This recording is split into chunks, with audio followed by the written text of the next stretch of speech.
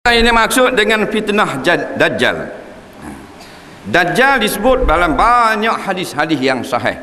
Maka masuk dalam kepercayaan kita bahawasanya akhir zaman nanti akan datangnya satu makhluk yang Nabi sebut nama sebagai Dajjal.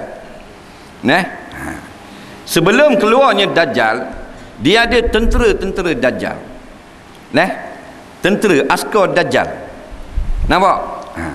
Tentera-tentera Dajjal yang ada sekarang sebelum keluarnya Dajjal. Dajjal hak sebenar dekat nak kiamat. Nampak? Dalam hadis sebut Nabi Isa AS yang akan membunuh Dajjal. Sebelum terbit Nabi Isa, bangkitnya Imam Mahdi. Jadi prosesnya ada tertib. Sekarang belum lagi terbit Imam Mahdi. Dan kita tak payah susah-susah bila terbit Imam Mahdi 2018, 2030 tak ada. Bodoh belaka tu. Faham? Sampai masa akan ada Imam Mahdi. Kalau sekarang kita melazimi sunnah Nabi, terbit Imam Mahdi, kita akan bersama Imam Mahdi. Kalau sekarang kita duk lawang hadis Nabi, duk lawang Quran, duk lawang Islam dah, terbit Dajjal, kita geng Dajjal. Jadi sebelum terbit Dajjal, Dajjal dia lah sipu keluarlah sekali. Sekarang tentera-tentera dia.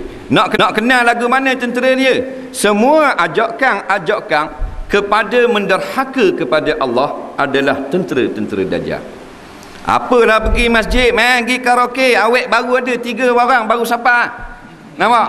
Tu adalah tentera Dajjal. Main minum sekali malam ni, malam minggu, esok tak kerja. Alah sekali-sekala kena Johnny Walker, BSOP, beer, jenis tau, unggal leket, nalade, nasaru, sabdu nalade. Faham? Tu semua tu tentera-tentera Dajjal. Faham? Ajakkan dan supaya berpaling daripada agama, itulah fitnah Dajjal. Dan fitnah yang hebat sekali di akhir zaman, keluar sipu. Nampak? Yang akan menunjukkan kepada manusia perkara-perkara pelik. Yang bila orang tengok, iman dia mudah jatuh. Iman dia mudah songsang ataupun rosak. Maka sebelum kita terbit Dajjal yang sebenar, maka kita kuatkan iman kita dengan melakukan amal soleh.